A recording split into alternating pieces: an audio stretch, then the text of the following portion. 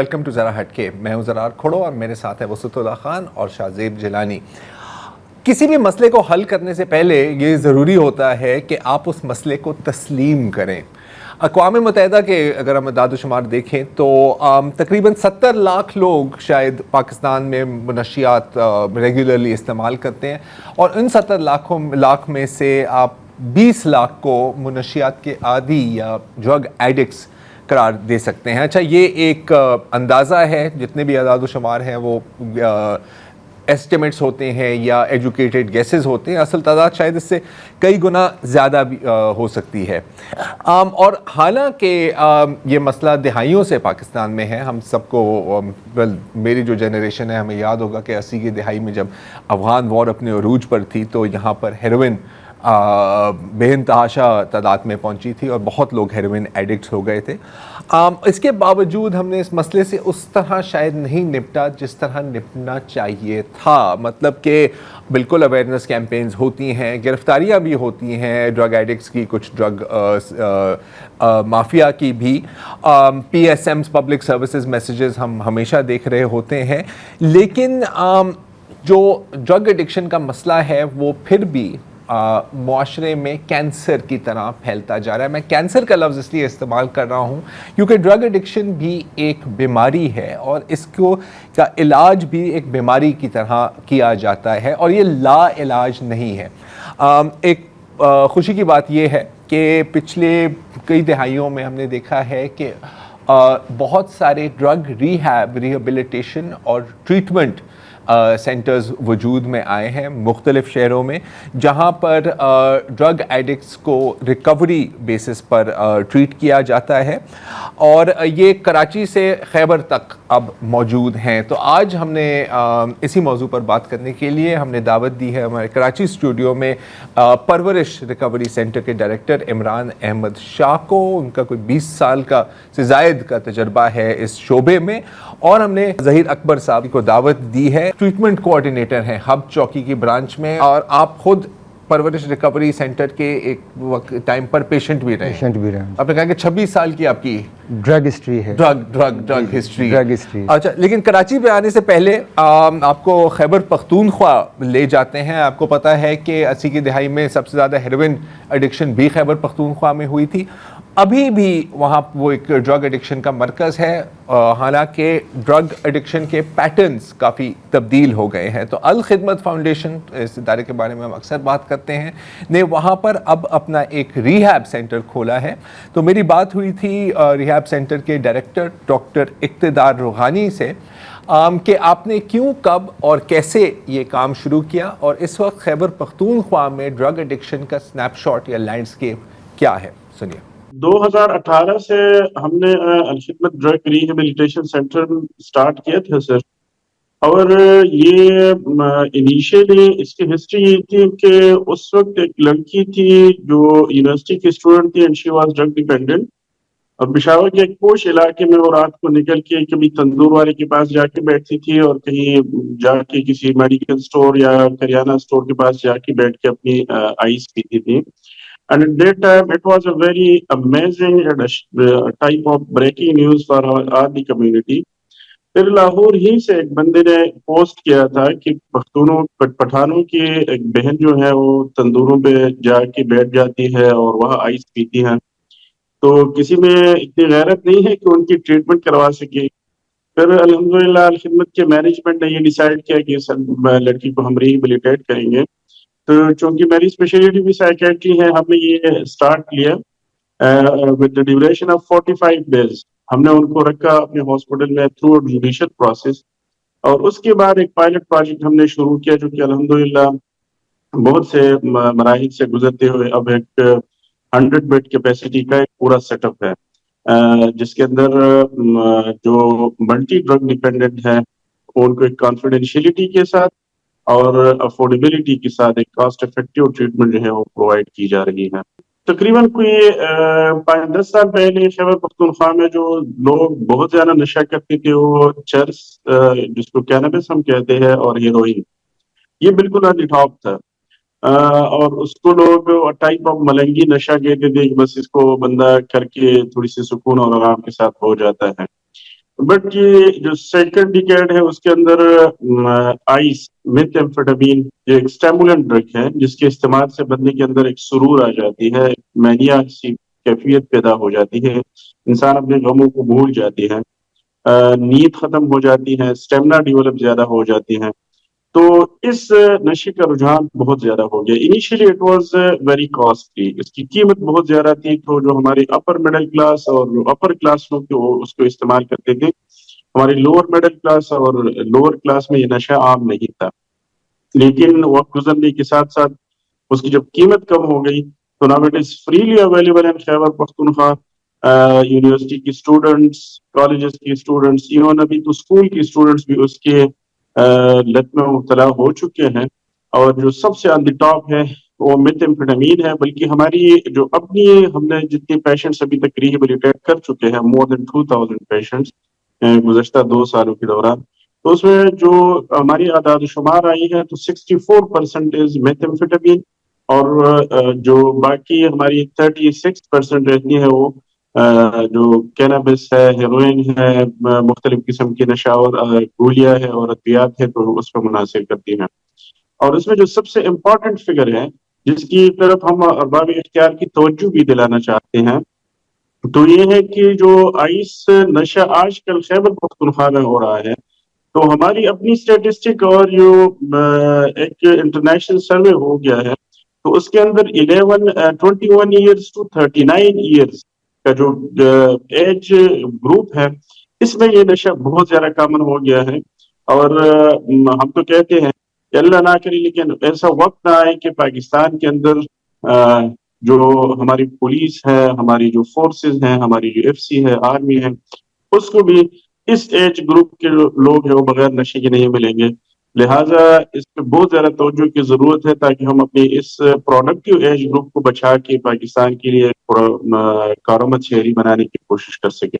2 چیزیں سب سے زیادہ امپورٹنٹ ہیں. ایک یہ ہے کہ جو اس کے انڈسٹریل مینیپولیشن ہے کہ لوگوں کو اس ایج گروپ کو اس لیے راغب کیا جاتا ہے کہ وہ انڈسٹریل سائیکالوجی کا رول یوز کرتے ہوئے لوگوں کو ان کی مجبوریوں کو دیکھ کر اس نشے کی افادیت بیان کی جاتی ہے. مثال کے طور پہ جن لوگوں کو ویٹ زیادہ ہے تو ان کو بتایا جاتا ہے کہ اس کے استعمال سے آپ کا ویٹ کم ہوگا.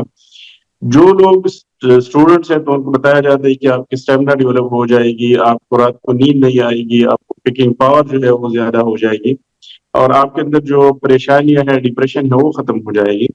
اس کے اثرات جو ہیں وہ بہت عجیب و غریب ہے. بندہ اپنے اختیار میں نہیں رہتا.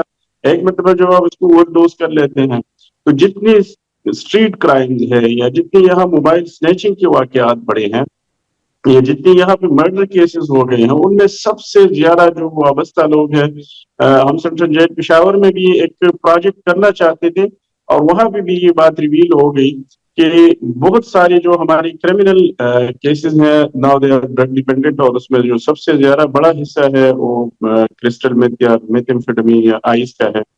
لہٰذا اس نشے کے استعمال کرنے والے لوگ ایک تو کرمنل بن جاتے ہیں، دوسرا اس کے استعمال کی وجہ سے نیند نہ کرنے کی وجہ سے ان کے اندر ایگریشن بہت زیادہ آ جاتی ہے، اور اس ایگریشن کی وجہ سے وہ ڈپریشن میں چلے جاتے ہیں کیونکہ پوری فیملی اور خاندان کے ساتھ ان کے تعلقات جو ہے وہ ڈسٹرب رہتے ہیں. اور موسٹ امپارٹنٹ جو چیز ہے وہ یہ ہے کہ جو ہماری وائٹل ارگنز ہے، خصوصاً ہارٹ کے اوپر اس کا اتنا برا اثر ہے کہ ہماری ینگ پاپولیشن کے اندر جو ہارٹ اٹیک کا ریشو ہے وہ بہت زیادہ بڑھ گیا ہے، کیونکہ اس میتھ کے استعمال کی وجہ سے ہماری وائٹل آرگنز کو ریسٹ کا ٹائم ہی نہیں ملتا. ہم اگر لے مین میں بات کریں تو جس کی وجہ سے ہارٹ اٹیک کی جو ریشوز ہیں اس میں بھی بہت حد تک اضافہ دیکھا گیا ہے. 2 طریقے علاج ہیں سر. ایک یہ ہے کہ پیشنٹس کو انیشیلی جس طرح سیروٹونین ڈوپامین کا ایک میکینزم آف ایکشن ہے، اس کو ریورس کرنے کے لیے سائیکوٹراپک میڈیکیشنز کی ضرورت ہوتی ہے مریض کو، تو دینا لازمی ہوتا ہے. اور یہ بظاہر ہے یہ کام گھر پہ کرنا بڑا مشکل ہوتا ہے. انیشیلی اس میں کچھ آئی وی ڈرگس کی ضرورت ہوتی ہے جو رگ کے ذریعے دی جاتی ہے، اور اس کے بعد پیشنٹس کی psychological assessment by clinical psychologist ہو جاتی ہے. اور اس اسسمنٹ کے بعد ان کی میڈیکیشن شروع ہو جاتی ہے اور ساتھ ساتھ سائیکو تھراپیز بھی کی جاتی ہیں. اب اسی مریض کو جب ہم ڈسچارج کرتے ہیں تو یہ ایک ٹرائنگولر ماڈل ہے، بائی سائیکو سوشل ماڈل ہے کہ اس کے اندر پیشنٹس کی فیملی کا بھی رول ہے، پیشنٹس کا بذات خود بھی رول ہے، اور جو ٹریٹنگ کنسلٹنٹس اور ڈاکٹرز اور سائیکالوجسٹ ہے ان کا بھی رول ہے. اس میں اس ٹرائیکا میں اگر کسی نے بھی اپنا رول جو ہے وہ اچھے طریقے سے ادا نہیں کیا تو پیشنٹ ول گیٹ ریلیپس، واپس آئے گا نشے کی طرف. لہٰذا ہم انیشیلی جو خصوصاً جو میتھمفیٹامین کے پیشنٹس ہیں ان کی ریہیبلیٹیشن پہ زیادہ توجہ اس لیے دیتے ہیں کہ ایک تو یہ شارٹ ڈیوریشن پہ ہوتا نہیں ہے، 45 ڈیز ٹو 90 ڈیز اس کا ڈیوریشن ہوتا ہے، detoxification plus rehabilitation plus family reintegration. اور اس کے بعد ریلیپس پریونشن پہ ان کی فیملی کو بھی سینسٹائز کیا جاتا ہے، جو پیشنٹ ہے ان کو بھی سینسٹائز کیا جاتا ہے، اور ڈیفینیٹلی جو ٹریٹنگ ہیلتھ کیئر پرووائڈرز ہے، مینٹل ہیلتھ پرووائڈرز ہے، ان کا بھی ایک رول ہے کہ جو اپنے پیشنٹس کو ہم انیشیلی 2 ویک سے فالو اپ میں رکھتے ہیں، پھر مہینے بعد پیشنٹس کو بلا لیتے ہیں، اور اس کے بعد یہ ڈیوریشن بڑھتے ہوئے 2 اور 3 منتھس پہ چلا جاتا ہے. لیکن یہ جو پورا پروسیس ہے from the day of admission اور پھر بالکل ٹریٹمنٹ کو ٹرمینیٹ کرنے میں it takes more than 9 months, 9 مہینے تک پیشنٹس کا، ڈاکٹرس کا اور فیملی کا ایک کلوز لیزان رہتا ہے، تو تب جا کے پیشنٹ کی سکسیسفل ریہیبلیٹیشن ہو سکتی ہے. تو عمران صاحب، یہ تو خیبر پختونخوا کی رپورٹ، لاہور سے بھی کم و بیش یہی خبریں آتی ہیں، بلوچستان میں بھی یہی ایشو ہے. انفیکٹ ابھی یاد ہوگا کہ کئی سال پہلے ایک میتھ کے ایڈکٹ نے اپنے پورے خاندان کو قتل کر دیا تھا، لاہور میں یہ کیس ہوا تھا. کراچی میں آپ کا، سندھ میں آپ کا کیا تجربہ رہا ہے؟ یہی رجحان ہے، کرسٹل میتھ کی طرف جا رہے ہیں لوگ؟ بالکل، سب سے زیادہ آئس کا ہی اس وقت یوزز بڑھ گیا ہے. جیسے ڈاکٹر صاحب نے کہا کہ 60-70% اگر جو کلائنٹ آتے ہیں، جو پیشنٹ آتے ہیں، وہ آئس کے ہیں اور باقی ادر ڈرگس کے ہیں سارا سلسلہ. لیکن جو چیزیں ہیں، اہم چیز یہ ہے کہ سب سے پہلے کہ فیملی کو بھی نہیں پتہ ہوتا کہ مسئلہ کیا ہے. عموماً جو ہے ہمارے پاس فیملی، جو خاص طور پہ آئس کے جو کلائنٹ ہیں نا، ان میں سائیکارٹک سمٹمز بہت زیادہ جاتی ہے، اور وہ لوگ کیا کرتے ہیں، وہ جاتے ہیں کسی بھی سائیکارٹک کے آؤٹ پیشنٹ پہ ٹریٹمنٹ کی طرف، کہ بالکل پاگل پن والی کیفیت ہو جائے، جیسے ڈاکٹر صاحب نے بتایا کہ بالکل سوئے گا ہی نہیں، تو بالکل ٹھیک ہے. تو وہ سائیکارٹک کے جاتے ہیں اور وہاں سے دوائیاں شروع کرتے ہیں، لیکن وہ اور ریورس کی طرف چلا جاتا ہے، دوائیاں کھاتا نہیں ہے. تو اس کا پراپر اگر ہم علاج کریں، جیسے بتایا کہ ایک پرائمری ٹریٹمنٹ کا دورانیہ ہوتا ہے اور ایک سیکنڈری ٹریٹمنٹ کا. پرائمری ٹریٹمنٹ کا دورانیہ ادھر ہم نے فی الحال جو رکھا ہوا ہے 3 منتھ ہے، لیکن ابھی لیٹسٹ جو ریسرچ ہے UNODC کی، کیونکہ ہم لوگ پروگرام ہوتے رہتے ہیں، مختلف ٹریننگیں آتی رہتی ہیں UNODC کی، تو اس میں اب جو ریکمینڈڈ ہے وہ 6 منتھ کا ہے پرائمری ٹریٹمنٹ، جس میں وہ ہمارے پاس ہی رہے. اور پھر سیکنڈری ٹریٹمنٹ میں جو ہے نا 2 مختلف ماڈل ہم یوز کرتے ہیں. ایک ہوتا ہے ہاف وے ہاؤس کا. ابھی تو ہم فی الحال کیونکہ فیملی اتنی افورڈیبلٹی نہیں ہے کہ اتنا ٹائم لانگ ٹرم دے سکے، بہت ساری دیتی ہیں، تو 3 منتھ 4 منتھ کے بعد ہم ان کو ہاف وے ہاؤس کا مطلب یہ ہوتا ہے کہ آدھا راستہ کر لیا، اب آگے سارا سلسلہ کرنا ہے. کیونکہ ایک عرصے تک اس نے جب نشہ کیا ہوتا ہے نا، تو ان تمام کاموں کے ساتھ، تمام معاملات کے ساتھ اس کی ایسوسیشن بڑی مضبوط ہوتی ہے. تو جب وہ باہر جاتا ہے ایک دم 3 مہینے بعد، جو باہر جو چینج آتا ہے، تبدیلی آتی ہے، وہ تبدیلی نہیں، یہ تجربات ہیں، یہ تبدیلی نہیں سنبھال پاتا. تو حافظ اس کا مقصد یہ ہوتا ہے کہ اس تبدیلی میں ہم اس کو آہستہ آہستہ ان کریں، سلولی، جیسے 3 مہینے یا 4 مہینے بعد جو بھی اس کی کنڈیشن ہوتی ہے، کلائنٹ ٹو کلائنٹ ویری کرتا ہے. 4 مہینے بعد ہم اس کو ایک 12 گھنٹے کا گھر کا وزٹ دیتے ہیں، گھر سے ہو کے وہ آ جائے. پھر اس کے بعد آہستہ آہستہ اس کو ہم نائٹ وزٹ، پھر 15 دن گیپ دیتے ہیں، پھر اس کو ہم نائٹ وزٹ کی طرف لے جاتے ہیں. 1.5 مہینے تک اسی طرح کرتے ہیں، ڈے اور نائٹ وزٹ کے لیے جاتا ہے. پھر ویکلی ہو جاتا ہے. پھر 1.5 مہینے بعد اس کو ہم تقریباً 3 مہینے بعد ہم اس کو 2 نائٹ وزٹ دیتے ہیں. اب آہستہ آہستہ اس کو بنا رہے ہیں. اس کے دوران اس کی ادھر سیشن بھی چل رہے ہوتے ہیں، اسٹیپ ورکنگ جو NA کا پروگرام ہے، جو اس وقت سب سے کامیاب جتنے بھی ٹریٹمنٹ ماڈل ہیں ڈیزیز ماڈل کے، اس میں نارکوٹکس انونیمس ایک NA کا پروگرام ہے، وہ ہم فالو کرتے ہیں. تو وہ اسٹیپ ورکنگ اس کی ساتھ ساتھ چل رہی ہوتی ہے. جو چاروں چیزیں اس کی متاثر ہوتی ہیں نا، وہ ساری چیزیں اس کو پہچان رہا ہوتا ہے. اگر ہم اوور آل کہیں تو اس کو رویوں کی بیماری بھی کہتے ہیں. کہیں نہ کہیں رویے پہلے تھے، نشہ بعد میں آیا اور پھر آہستہ آہستہ بڑھتا گیا. یہ ضروری نہیں ہے کہ ہم کوئی خاص ٹارگٹ کو اپروچ کرتا ہے کہ اس کو ہیروئن پہ لگا دو اس کو، نہیں، بہت ساری چیزیں ہیں اس میں. پیرنٹنگ بھی بہت ساری ہیں، سوشل فیکٹر بھی بہت سارے ہیں، پیئر پریشر بھی ہے کہ چلو شوق میں پیتے ہیں، بہت سارے لوگ پیتے ہیں، لیکن ہمیں اس چیز کو سمجھنا ہے کہ بہت سارے ادھر ہی رہتے ہیں اور بہت سارے آگے بڑھ جاتے ہیں. اس کا اکثر ہے وہ جو آگے بڑھتے ہیں، مسئلہ وہاں ہے ڈیزیز. وہ ڈیزیز برین ڈیزیز ہے اور وہ برین ڈیزیز کو ٹائم لگتا ہے صحیح ہونے میں، ٹائم لگتا ہے. اور تقریباً 1 سے 1.5 مہینہ تو ان کو جب ٹریٹمنٹ میں آتے ہیں تو بہتری آنے میں، ان کو چیزیں سمجھ میں آنے میں 1 سے 1.5 مہینہ لگتا ہے. پھر وہ صحیح طرح پروگرام میں آتے ہیں. تو پورا ایک اسٹرکچر پروگرام بہت ضروری ہے، صرف بند کرنا نہیں. ہمارا جو پروگرام ہے وہ صبح 7 بجے اٹھنا ہے، رات 11 بجے سونا ہے، ایک روٹین، پوری روٹین ہے. اور اس 7 بجے سے 11 بجے تک پوری ایک ٹائم ٹیبل کے ساتھ ایکٹیویٹیز پروگرام ہے کہ بندہ جس میں فارغ 7 قسم کے 7 قسم کے ایجوکیشنل پروگرام ہے. وہ جو ہم ڈیزیز ماڈل کی جب بات کرتے ہیں تو سب سے پہلے اس ڈیزیز کے بارے میں زیادہ سے زیادہ اس کو جاننا ضروری ہے، اور اس کی وجہ سے جو سائڈ چیزیں آ رہی ہیں پھر اس کے ساتھ ساتھ وہ چلتی ہیں. اچھا، ڈیزیز کو جاننا اور جس طرح آپ سمجھا رہے ہیں یہ ایک الگ بات ہے، اس سے گزرنا ایک بالکل ہی مختلف بات ہے اور کوئی شاید آسان کام بھی نہیں ہے. تو ظہیر بھائی اگر آپ اجازت دیں تو میں تھوڑا سا آپ سے پوچھنا چاہ رہا ہوں کہ آپ کی جرنی ڈرگز میں اور پھر ریہیبلیٹیشن تک یہ کیسے گزری، اگر آپ تھوڑا سا میں بتا سکیں. اصل میں کلاس 6 سے جو ہے وہ سوشل شوقیہ ہوتا ہے، چرس پینا شروع کر دیا دوستوں کو دیکھتے ہوئے، اور بھی بہت سارے پیتے تھے. تو وہ آہستہ آہستہ بڑھتے اور ایک ٹائم آیا کہ میں مرنے کے قریب تھا. اگر میں صحیح مطلب ڈیوریشن دوں تو سال یا 1.5 سال، بس اتنا ہی ٹائم، کبھی کبھار. پھر اس کے بعد ریگولر ہو گیا. اس ریگولر میں شروع میں کوئی 6-8 مہینہ میرے ٹائم مخصوص تھے کہ صبح کرنا ہے رات کرنا ہے. پھر وہ ٹائم بھی نکل گیا، جب ملے جہاں ملے جتنا ملے. اور یہ اب ہم صرف چرس کی بات نہیں کر رہے. نہیں، وہ چرس سے تو میں آگے نکل گیا تھا، سال 1.5 کے اندر کچھ نہیں رہا. نہیں، چرس تو اب یہ ہے کہ وہ لوگ تو اس کو نشہ ہی نہیں سمجھتے ہیں، لیکن میں سمجھتا ہوں کہ سب سے زیادہ وہ افیکٹڈ ہے، سب سے زیادہ وہ جو ہے مینٹلی طور پہ بالکل گیٹوے ڈرگ جسے کہتے ہیں. بالکل. تو پھر یہ سلسلہ چلتا رہا. اس تمام سلسلے میں جو میں 26 سال کی ہسٹری اس میں بتاؤں گا آپ کو کہ 26 سال میں نے نشے کا جو استعمال کیا، اس میں میری تعلیم چلی گئی. میں ایک بہت اچھا اسپورٹ مین تھا، میرا اسپورٹ چلا گیا، میرے فیملی کے ساتھ میرے تعلقات بہت زیادہ خراب ہو گئے. میری ازواجی زندگی 9 سال کی میرڈ لائف وہ بھی ختم ہو گئی.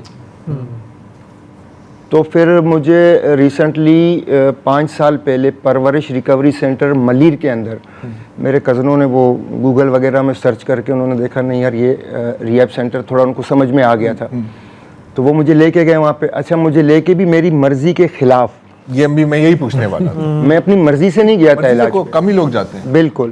مجھے زبردستی جو کرائسس ٹیم، پروفیشنل ٹیم جو ہوتی ہے پرورش والوں کے پاس، وہ آئے اور گھر سے اٹھا کے لے گئے. تو جب ٹریٹمنٹ میں آیا، اب میں نے کہا اب تو آ گیا ہوں بھائی، اب تو جو ہے دیکھنا پڑے گا. لیکن میں اپنے آپ کو خوش نصیب سمجھتا ہوں کہ میں ایک ایسے ماحول کے اندر تھا جہاں میرے دماغ میں وہاں کی چیزیں بیٹھنا شروع ہو گئیں، مطلب سمجھ میں آنے لگا. ہاں، ایک امید جاگنی شروع ہو گئی نا، ایک روشنی نظر آنی شروع ہو گئی. نہیں یار، نشہ چھوڑ کر ایک اچھی زندگی گزاری جا سکتی ہے. جس سائیکو ایجوکیٹ کی سر بات کر رہے ہیں، جس روٹین کے، اور صبح 7 سے لے کے رات 11 بجے تک مختلف ایکٹیویٹیز ہیں، ان میں مختلف گروپس بھی ہوتے ہیں، کلاسز بھی ہوتے ہیں، مختلف ٹاپکس ہیں، ان پہ بات ہوتی ہے، اویئرنیس دی جاتی ہے، معلومات دی جاتی ہے. تو لگا کہ یار یہ ممکن ہے. تو علاج میرا چلتا رہا. میں تقریباً 6 مہینے تک انڈور ٹریٹمنٹ میں تھا. اس کے بعد پھر آفے ہاؤس والے پروسیس میں اسٹیپ ورک شروع کیا. اس نے مزید مجھے اویئرنیس دیا، میرا ذہن کھلنا شروع ہو گیا کہ نہیں بھائی ظہیر، پاسبل ہے، تھوڑی سی محنت ہے لیکن پاسبل ہے. ٹھیک ٹھاک محنت ہے میرا خیال ہے. سر میں اگر بولوں نا، لگتا ہے، لیکن نشہ کرنا زیادہ مشکل تھا میرے لیے. نشہ چھوڑے رکھنا وہ ایک آسان میرے لیے جو ہے نا، وہ ایک سفر تھا. تو جو پریکاشنس یہ بتاتے رہے گروپس کے اندر، لیکچرز کے اندر، میں ان کو اپناتا رہا. بیہیویئر کا سر کی بات سے اتفاق کروں گا کہ میں جب بھی جائزہ لیتا تھا اپنا، تو یہ چیز مجھے سامنے آتی تھی کہ نہیں یار، رویے میرے پہلے خراب ہو گئے، نشہ پھر میری لائف میں آیا. پھر نشہ کرتے ہوئے ان رویوں کا میں نے بے تحاشا استعمال کیا اور ڈیفنس میکنزم دفاعی رویوں کی جگہ پر اپنے دفاع کے لیے ان کا استعمال کرتا رہا ہوں. نہیں بھائی گھر والے شک کرتے تھے, نہیں بھائی آپ لوگ تو بلا وجہ شک کر رہے ہو, میں تو ٹھیک ہوں, آپ لوگ تو ہمیشہ مجھے برائی سمجھتے ہو, میں تو ٹھیک ہوں. تو پھر میرے اندر نا ایک خواہش جاگی کہ میں نے اب ان کے ساتھ ہی جو ہے وہ یہی فیلڈ اپنانی ہے, کام کرنا ہے. ان کے پیچھے تو کچھ رہ ہی نہیں گیا تھا میرے پاس. ایک بات ہے نا کہ تعلیم چلی گئی تھی, کوئی جاب واب کی تلاش کرتا وہ بھی پاسبل نہیں تھا, ہنر کوئی تھا نہیں میرے پاس جو میں کہوں میں کسی گیریج ویریج میں کسی شاپ میں جا کے بیٹھ جاتا.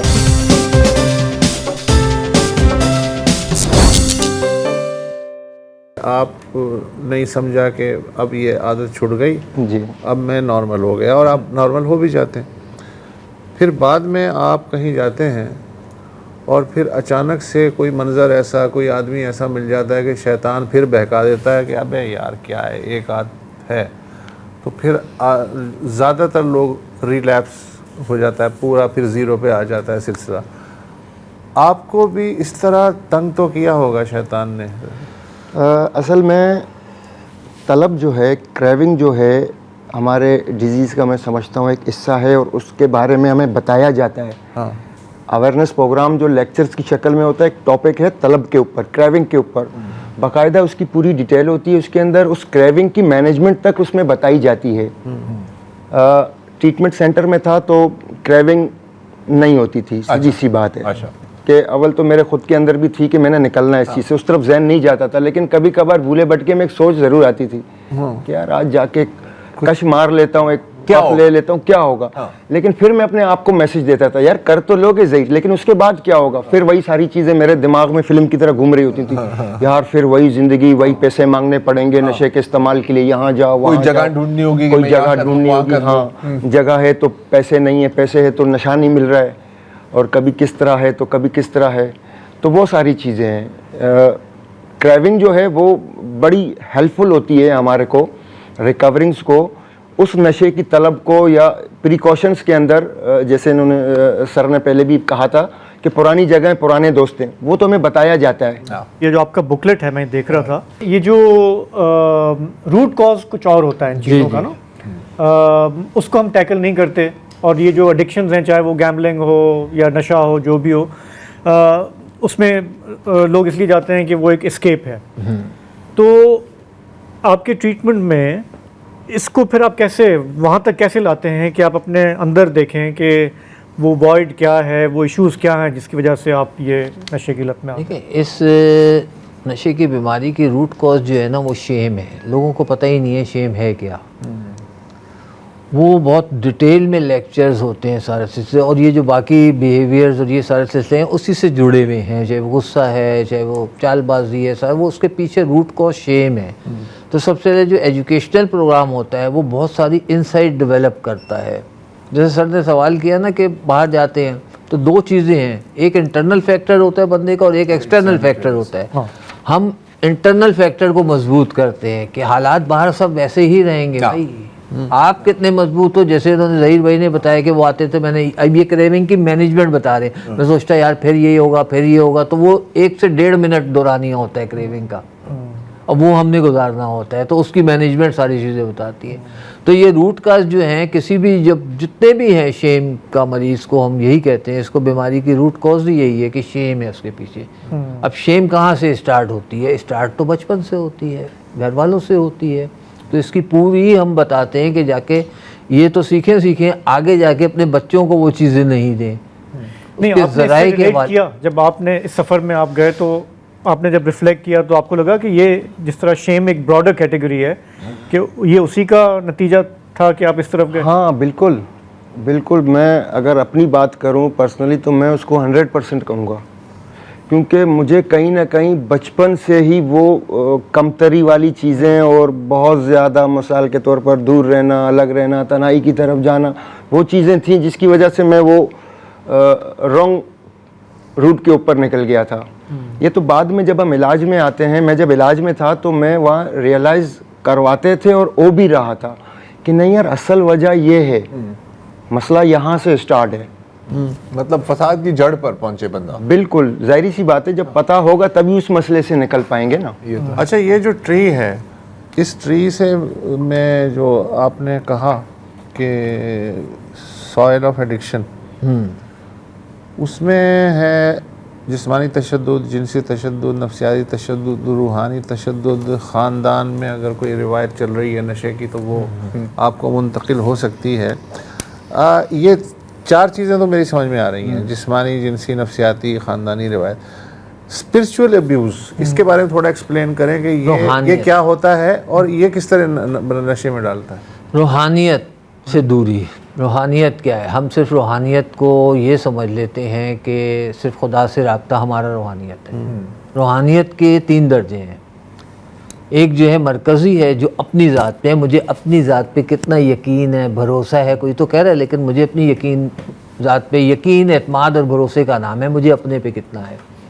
پھر سیکنڈ جو ہے متوازی ہے, پیرالل کے جی اپنے سے کوئی بڑی طاقت ہے, گھر والے ہیں, وہ جو مجھے سمجھا رہے ہیں, اس پہ مجھے جتنا مجھے بھروسہ ہوگا, جتنا یقین ہوگا, میں وہ کام اسی طرح سے کروں گا. اور پھر تیسری جاتی ہے ٹرائنگل, جو خدا کی ذات ہے. اگر اس 2 پہ نہیں ہوگا تو ادھر بھی نہیں ہوگا. تو پھر وہ یہی ہوتا ہے کہ ہم نشہ تو کر رہے ہوتے ہیں, چھوڑنے کی بھی بہت کوشش کر رہے ہوتے ہیں, لیکن الٹیمیٹ کیا ہوتا ہے, یار اللہ ہی نہیں چاہتا میں نشے چھوڑوں. صحیح ہے.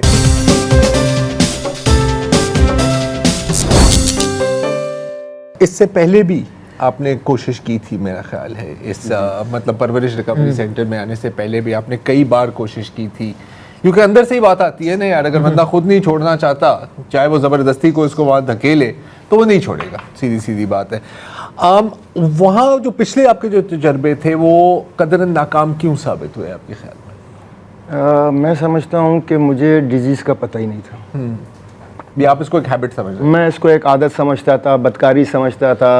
جیسے کہ سر نے کہا, میں کہتا تھا خدا ہی نہیں چاہتا, میرا اللہ ہی نہیں چاہتا, خراب. ہاں. اور کبھی کبھی اس طرح کے تھاٹس بھی آتے تھے کہ میں نشہ کر رہا ہوں تو زندہ ہوں, اگر چھوڑ دوں گا تو مر جاؤں گا. مطلب میری زندگی ہی نشہ ہے نا, بس سونا اٹھنا کھانا پینا جو بھی ہے اسی کے ساتھ ہے. تو وہ ساری چیزیں تھی, مطلب وہ کانسیپٹ کا پتہ ہی نہیں تھا اپنا ڈیزیز کے کہ کیا ہے, بیماری ہے. کوئی بھی بیماری ہے میں سمجھتا ہوں کہ پریکاشنس کے بغیر اس کا ٹریٹمنٹ ناممکن ہے. پریکاشنس بہت ضروری چیز ہے. نشے کی بیماری میں بھی بہت سارے یہ پریکاشنس ہوتے ہیں جو ہمیں دوران علاج بتائے جاتے ہیں, جن پر ہم عمل کرتے ہوئے ایک اچھی زندگی کی طرف گامزن رہتے ہیں. اچھا یہ بتائیں گے کہ ابھی ہم چونکہ پیشنٹس کی بات کر رہے ہیں اور ہمیں خود کیا کرنا ہے, مطلب یہ ڈیمانڈ ایسپیکٹ ہے نا, اس کا جو سپلائی ایسپیکٹ ہے, جس طرح ڈاکٹر صاحب نے بھی بتایا پشاور سے, میں آپ بھی کہہ رہے ہیں کہ میتھ, کرسٹل میتھ یا آئس جو ہے اس کی سپلائی تیزی سے بڑھی ہے. تو یہ کہاں سے, یہ یہاں بن رہا ہے, باہر سے آ رہا ہے, واٹ ڈو وی نو؟ آپ کو زیادہ ہو سکتا ہے, آپ کو زیادہ پتا ہو. ہم نے کئی پروگرام کیے ہیں افغانستان, اور یہی ہے متاثرین پہ زور ہے, سر چشمے پہ زور نہیں ہے. وہ بالکل ہے کہ ہم اس پہ کیوں نہیں کرتے کہ ہم اس کی جو ہے ٹریفکنگ کو کیوں نہیں روک سکتے. ہاں, کیونکہ ایک بات تو یہ بھی ہے نا کہ ایزی کراچی میں نہیں آتی, کراچی اس پہ نہیں بن رہی ہے, کراچی سے باہر سے آ رہی ہے. پشاور افغانستان بہت زیادہ. آپ نے فرمایا تھا بیچ میں کہ جی یہ میں آپ کو بعد میں بتاؤں گا, مختلف طرح کے سینٹرز جو ہیں وہ کھلے ہوئے ہیں, اور آبویسلی پورے پاکستان میں بہت سارے سینٹرز ہوں گے, بحالی مرکز ہوں گے. ایک ہوتا ہے اسٹینڈرڈائز پروٹوکول کہ جی یہ ہیں کہ چیپٹر وائز کے بحالی کے سٹیپس یہ ہیں. آئیڈیل سچویشن میں تو وہ ایک ہر بحالی سینٹر کو اسے فالو کرنا چاہیے, لیکن مجھے یہ لگ رہا ہے کہ یہاں جتنے بھی بحالی سینٹرز ہیں ان کا اپنا نصاب ہے اور اپنا طریقہ ہے, تو اس میں پھر گڑبڑا جاتا ہے آدمی کہ کس کے پاس جائے کس کے پاس نہ جائے. یہ مسئلہ ہے, بہت زیادہ ہے, بہت زبردست سوال ہے آپ کا. ہم فیملی کو جو ہے جو پروگرام بھی ٹی وی ٹاک شو یا کسی میں بھی جاتے ہیں, یوٹیوب پہ بھی یہ دیتے ہیں کہ آپ نے اگر جہاں اپنے پیارے کا علاج کرانا ہے تو کی پوائنٹ ہے کچھ جس کو اپنے سامنے رکھنا ہے, کہ جو بحالی مرکز تو ہر کوئی لگا دے گا, ٹھیک ہے نا. اس میں کی پوائنٹ کیا ہے کہ سب سے پہلے آپ نے دیکھا وہاں ڈیزیز ماڈل پہ کام ہوتا ہے, ٹھیک ہے, وہاں گروپ کاؤنسلنگ ہے, 1-to-1 سیشن ہے, ٹھیک ہے, بس بند کر دینا سارا سلسلہ. تو یہ 4-5 چیزیں جو آپ کو بہت زیادہ جو ہے, اور بہت ساری فیملیاں کو میں بتاؤں کہ بہت سارے سوالات ہوتے ہیں اور بہت ساری جگہوں پہ وہ گھوم کے آتے ہیں ہمارے پاس. اچھا جو زیادہ گھوم کے آتے ہیں اس کو ہمارے پاس سیٹسفائی کرنا زیادہ آسان ہوتا ہے, وہ سب چیزیں دیکھ کے آ گئے ہوتے ہیں, تو ہمارے پروگرام کو سارے سے ویب سائٹ پہ بھی دیکھ رہے ہوتے ہیں. بہت سارے, کئی تو فیملی ایسی آئی ہیں کہ وہ اتنے لمبے لمبے اپنا سوال پرچہ لکھ کے لے کے آتی تھی, پورا سیٹسفائی کرتے تھے. دیکھیں کہنے میں اور کرنے میں بڑا فرق ہے. No doubt. ہم کہیں تو ہاں جی یہ کرتے ہیں, ڈیزیز ماڈل پہ کرتے ہیں یہ ساری چیزیں, لیکن اندر کیا ہوتا ہے وہ ہے اصل چیز, وہ ہماری ایمانداری ہے کہ ہم کیا اس کو اس طرح سے لے کے چل دیں. تو وہ ڈیزیز ماڈل کو کہتے تو ہیں لیکن اس پہ امپلیمنٹ نہیں ہوتا, اندر آ گیا بس ختم. تو ان چیزوں پہ چاہے وہ گروپ کاؤنسلنگ ہے, چاہے وہ 1-to-1 سیشن ہے, اور ایجوکیشنل پروگرام جس اس کا ہم لوگ رن کر رہے ہیں, جس میں ہم پورا اس کو, جس میں 8-10 قسم کے ٹاپک ہیں جس کو ہم لیکچر اور ورکشاپ کی شکل میں وہ ہوتے ہیں, جس میں ڈیزیز ہے, acute and post acute withdrawal ہے. ہم یہ سمجھتے ہیں کہ اس کا جو اثرات ہے بس مہینہ 1.5 مہینے میں ختم ہو جاتے ہیں, یقیناً ہو جاتے ہیں, وہ ایکیوٹ وڈرول میں ختم ہوتے ہیں. جو پوسٹ ایکیوٹ آفٹر افیکٹس ہیں وہ منیمم اس کا ٹائم پیریڈ 1 سال ہے, اور 1 سال سے 2 سال تک ہے. اس میں کچھ علامتیں ہیں مخصوص ہیں, تو ویسے 36 ہم اس کو 6 میں منیمائز کر کے پڑھاتے ہیں, جس میں اس میں کنسنٹریشن پرابلم ہوتا ہے بعد میں, پھر اس میں شارٹ ٹرم میموری کا ہوتا ہے سارا سلسلہ. موڈ سوئنگز سب سے زیادہ جو ہوتے ہیں وہ ہوتے ہیں موڈ سوئنگز. جی. تو اسی لیے وہ جو سیکنڈری اسٹیج ٹریٹمنٹ ہے وہ ہم اس کو ریکمینڈ کرتے ہیں, اور اس سیکنڈری اسٹیج ٹریٹمنٹ میں ہمارا جو ریزلٹ ہے وہ 80-90% ہے سکسیس ریٹ. بہت فرسٹ اسٹیج میں اتنا نہیں ہے. یہ جو UNODC کی جو کولمبو پلان والے اور ہمارے پاس جو, اور پھر اس میں دیکھتے ہیں کہ آپ کا اسٹاف پروفیشنل ہے. ہمارے پاس الحمدللہ کراچی میں اتنے بھی اس وقت ہیں, UNODC نے بھی ایک ریکمنڈیشن دی تھی کہ جی ICAP سرٹیفکیشن ہونی چاہیے, انٹرنیشنل سرٹیفکیشن ہے ایڈکشن پروفیشنل کی ہے, جو سائیکولوجسٹ بھی کرتے ہیں, سائیکولوجسٹ کو کچھ نہیں پتہ ہوتا وہ بھی کرتے ہیں. اور ہمارے سینٹر میں اس وقت سب سے زیادہ ICAP سرٹیفائڈ سائیکولوجسٹ ہیں کہ ہم کوشش یہ کرتے ہیں کہ اس چیز کی ایڈکشن کی ٹریننگ زیادہ سے زیادہ یہ ضروری ہے. وہ بہت زیادہ ریکمینڈ کر رہا ہے UNODC کے ہر ٹریٹمنٹ سینٹر میں. لیکن یہاں مسئلہ صرف یہ ہے کہ یہاں کوئی میکینزم نہیں ہے کہ اس کو مانیٹرنگ, ریگولیٹری کام نہیں ہے یہاں پہ. نہیں ہے ہی نہیں. کتنا مہنگا یا سستا ہے؟ مہنگا بھی ہے اور سستا بھی ہے, دونوں چیزیں ہیں. ہمارا جو ٹریٹمنٹ کا سلسلہ ہے, ہمارا ایک ایگزیکٹو کلاس ہے جو کلفٹن پہ ہے, اور وہ اسی مقصد سے ہم نے کھولا تھا کہ چلو ہمارا جو دوسرا پریولیج کلاس ہے اس کو وہ تھوڑا سپورٹ کرے گا. ٹھیک. تو جو ملیر والا ہے اس میں ویسے تو ایکسپینسز کافی زیادہ ہے, لیکن کچھ فنڈ بھی آ جاتا ہے, کچھ ہم خود جنریٹ کرتے ہیں, اور اس میں ایک طرح سے نو پروفٹ نو لاس میں ہم اس میں منیمم کر دیتے ہیں. اور یہ نہیں ہوتا اس میں, لیکن اس میں ہم ایویلویٹ کرتے ہیں کہ ہاں ایک بندہ ہے وہ دے سکتا ہے پوری فیس, تو اس کو ہم نہیں, ایک بندہ ہے جو 25% دے سکتا ہے, اس پیسوں کی وجہ سے مریض کو نہیں جانے دیتے, فری نہیں, مگر کیونکہ فری کا بالکل رزلٹ نہیں ہوتا, کوئی کمٹمنٹ نہیں ہوتی نہ فیملی کی نہ بالکل اس کی. یہ تو ایک سائیکولوجیکل چیز بھی ہے نا کہ جب تک کچھ دو گے. یہ اب دیکھیں آپ نے کہا کہ آپ کلفٹن میں بھی سینٹر ہے, ہب چوکی میں بھی سینٹر ہے جس میں آپ ہوتے ہیں, اس کے بارے میں ابھی وہ پوچھنے والا ہوں. پیشنٹ کے پروفائل میں آپ نے کیا دیکھا ہے ابھی دونوں سینٹرز میں؟ ابھی جیسے ڈاکٹر اقتدار کہہ رہا تھا کہ زیادہ تر میتھ کا رجحان جو ہے وہ ینگ پیپل کی طرف ہے, لیکن ہم دیکھتے ہیں کہ الکوہولزم بھی بہت ہے. ہاں, ہم دیکھتے ہیں کہ جو ہماری جو جن کو ایلیٹ کلاس کہا جاتا ہے یا تھوڑے سے زیادہ جن کے پاس پیسے ہوتے ہیں, وہاں پہ کوکین کا استعمال ہوتا ہے. کرسٹل میتھ کا شاید اتنا نہیں ہے جتنا کوکین کا ہے. افورڈ کر سکتے ہیں نا, 20-25 ہزار روپے گرام نارمل بندہ تو نہیں دے سکتا نا سر. 20-25 نہیں سر, مہینے دن کا 1 لاکھ نہیں, وہ تو گرام کی, میں 1 گرام کی بات کر رہا ہوں. ہاں, تو دن کا 1 گرام تو نہیں چاہیے منیمم, ظاہر ہے.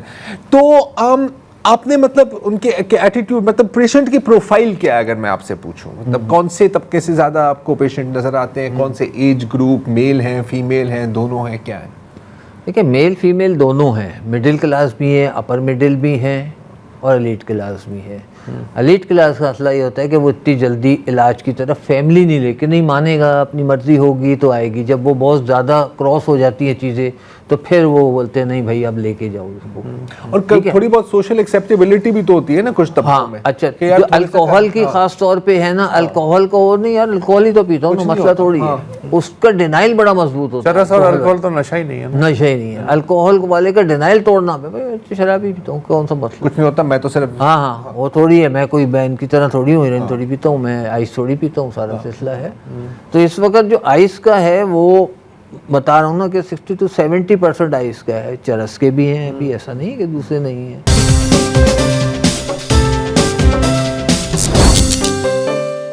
आइस की एडिक्ट को वापस लाना या उनको रिहेबिलिटेट करना कितना मुश्किल काम है?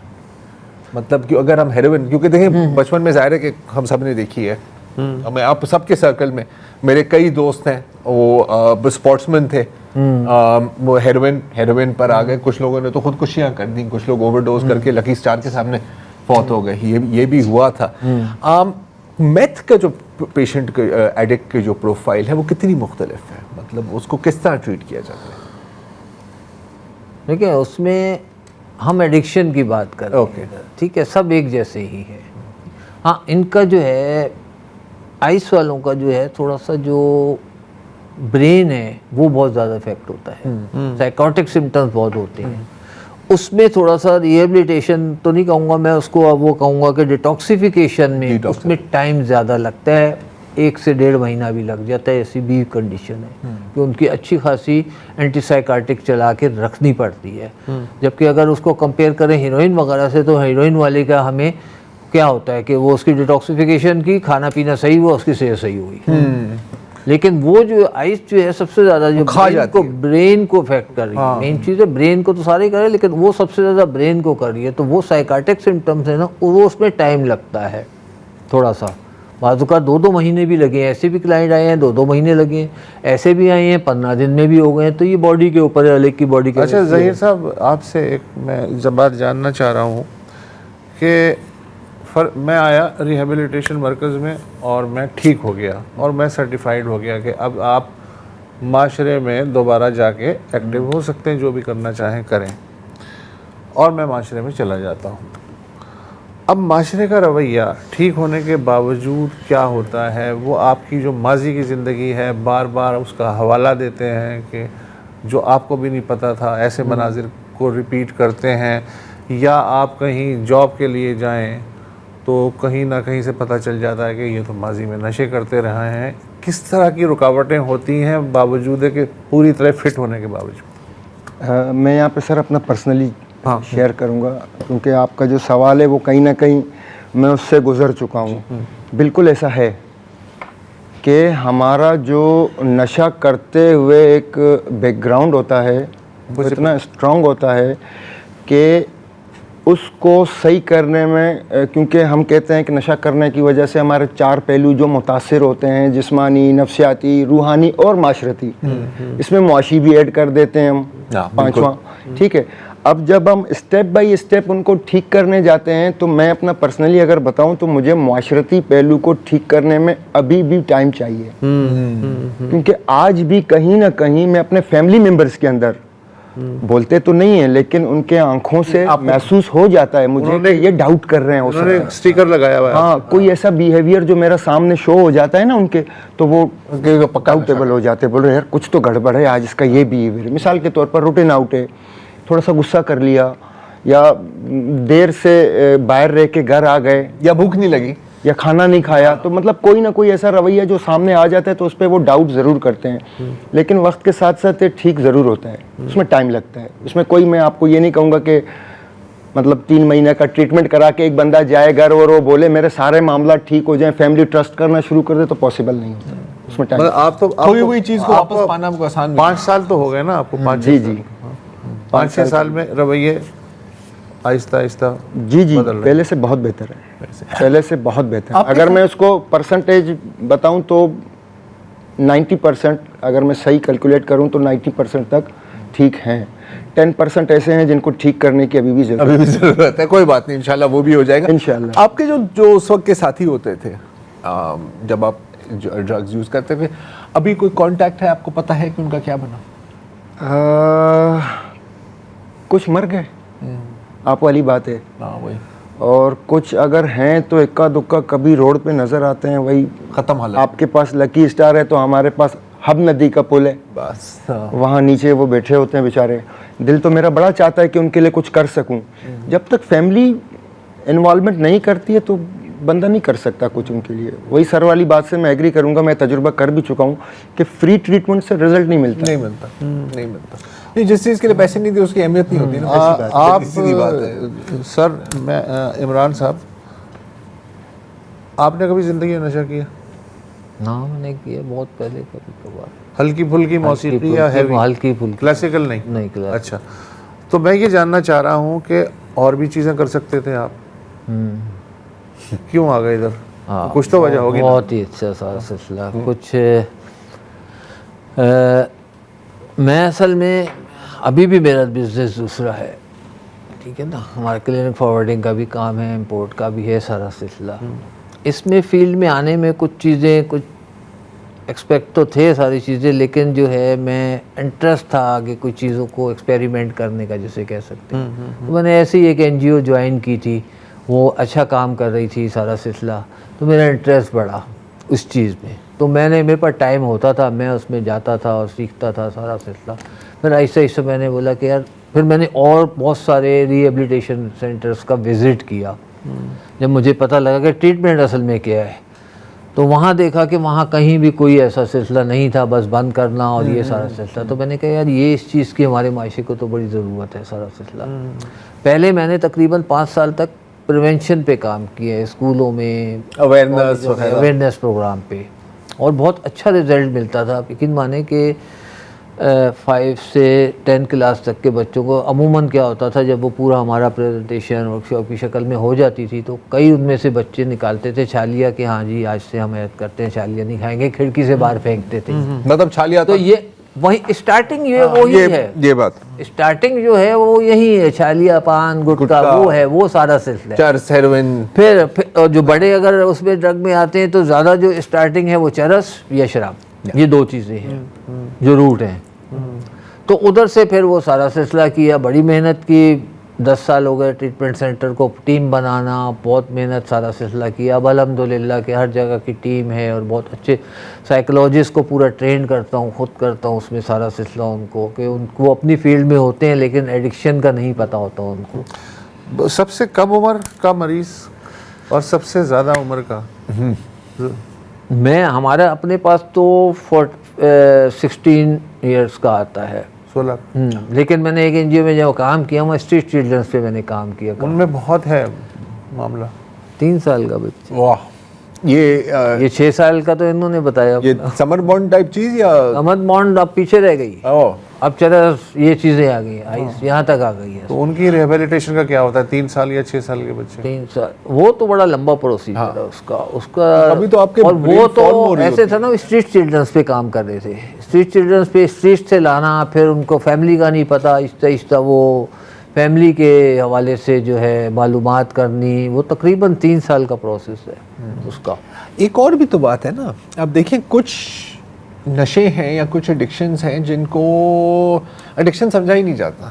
اب میں اگر مثال دوں، اب پتہ نہیں آپ دونوں کا تجربہ شاید یہی ہو شاہزیب اور وسعت، کہ خاص طور پر جو خواتین ہیں ایک سرٹن عمر کی، میں ایسی خواتین کو جانتا ہوں جو نہار منہ زینیکس پھکتی ہیں، رائٹ، لیگزوٹینل کے بغیر نیند نہیں آتی، کہتی ہیں بس آدھی گولی لینی ہے تاکہ میں تھوڑی ریلیکس ہو جاؤں.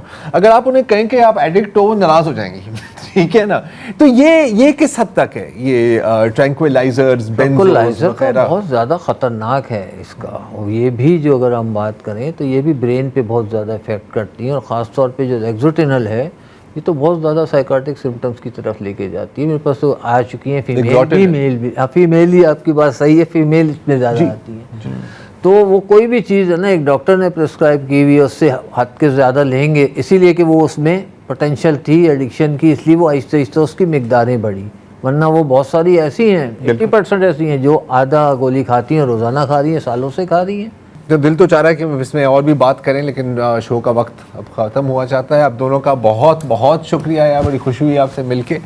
اور یقیناً بس آپ اتنا ہی کہنا چاہ رہا ہوں کہ آپ اگر آپ کے کسی بھی جاننے والے کو ایڈکشن کی ڈیزیز ہے تو یہ آپ کبھی نہ سمجھیں کہ خود ہی حل ہو جائے گا، ایسا نہیں ہوتا. بڑھ تو سکتا ہے، خود ہی حل نہیں سکتا. یہ تو سیک ہیلپ، ہم یہ نہیں کہہ رہے کہ آپ ان کے ادارے کے پاس جائیں، آپ کسی بھی ادارے کے پاس جائیں، چھان پھٹک کر لیں، آپ اپنی ریسرچ کر لیں. آج کے اتنا ہی جی، اجازت دیجیے، خدا حافظ.